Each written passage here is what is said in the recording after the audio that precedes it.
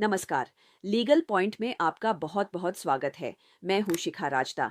आज हम एक ऐसे मामले पर चर्चा करेंगे जो सीधे तौर पर कर्मचारियों के पेंशन से रिलेटेड है।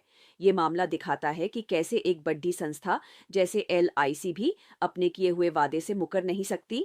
तो चलिए इस अहम केस को विस्तार से समझते हैं। केस का नाम life insurance corporation of India बनाम राजेश कुमार ठाकुर एवं अन्य। केस नंबर LPA संख्या 45 से अड्डेडी 44 साल 2019। फैसले की तारीख 15 सितंबर 2025। जज साहिबान माननीय जस्टिस विवेक सिंह ठाकुर एवं माननीय जस्टिस सुशील कुकरेजा। ये मामला Himachal Pradesh urban development authority यानी HIMUDA के कर्मचारियों के पेंशन से संबंधित है। साल 2008 में HIMUDA ने अपने कर्मचारियों के लिए LIC के साथ मिलकर एक ग्रुप पेंशन स्कीम शुरू की। इसके लिए एक ट्रस्ट बनाया गया और HIMUDA ने LIC को 21 करोड़ से ज्यादा की रकम भी दी। LIC ने इस स्कीम के तहत कुछ साल तक रिटायर्ड कर्मचारियों को पेंशन देना शुरू भी कर दिया। लेकिन कहानी में मौद्दा तब आया जब लगभग 2 साल बाद साल 2010 में LIC ने एक मास्टर पॉलिसी जारी की, जिसके नियम और शर्तें पुरानी स्कीम से बिल्कुल अलग और सख्त थे।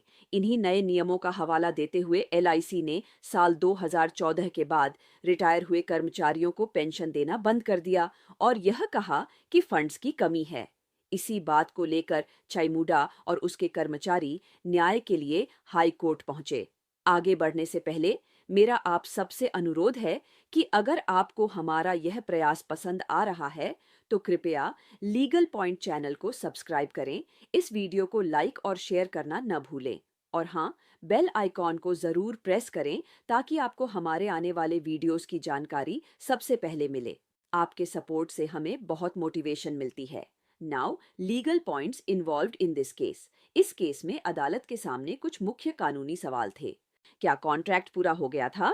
अदालत को यह तय करना था कि IMUDA और LIC के बीच कॉन्ट्रैक्ट साल 2008 में ही पूरा हो गया था, जब स्कीम पर सहमति बनी और पैसे दिए गए, या फिर साल 2010 में जब LIC ने मास्टर पॉलिसी जारी की। मास्टर पॉलिसी की वैधता। क्या LIC को यह अधिकार था कि वह 2 साल बाद एक मास्टर पॉलिसी लाकर पहले से चल रही स्कीम की शर्तों को एक तरफा बदल दे?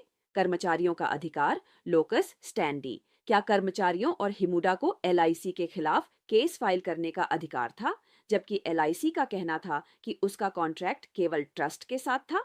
एस्टॉपल का सिद्धांत। क्या LIC अपने वादे से मुकर सकता है, जबकि उसने पहले ही स्कीम के तहत पैसे लेकर पेंशन देना शुरू कर दिया था? हिमाचल प्रदेश हाई कोर्ट ने इस मामले में कर्मचारियों और चाईमुडा के पक्ष में एक बहुत ही स्पष्ट और अहम फैसला सुनाया। अदालत ने कहा कि हाईमुडा और LIC के बीच कॉन्ट्रैक्ट साल 2008 में ही पूरा हो चुका था, जब दोनों पक्षों में स्कीम को लेकर सहमति बनी, ट्रस्ट बनाया गया और हिमुडा ने LIC को पूरी रकम दे दी। बाद में जारी की गई मास्टर पॉलिसी पहले से तय हो चुकी शर्तों को बदल नहीं सकती। यह केवल मूल स्कीम को सपोर्ट कर सकती है, उसे खत्म या उस पर हावी नहीं हो सकती। मास्टर पॉलिसी के ऐसे सभी नियम जो मूल स्कीम के खिलाफ थे, उन्हें अदालत ने अमान्य और लागू न करने योग्य माना। अदालत ने यह भी माना कि हेचिमुडा और उसके कर्मचारी, जो इस स्कीम के असली लाभार्थी हैं, उन्हें LIC के खिलाफ केस फाइल करने का पूरा अधिकार है। LIC एस्टोपेल के सिद्धांत से बंधा हुआ है। मतलब जब LIC ने स्कीम के तहत पैसे स्वीकार कर लिए और पेंशन देना शुरू कर दिया, तो वह बाद में अपनी जिम्मेदारी से पीछे नहीं हट सकता।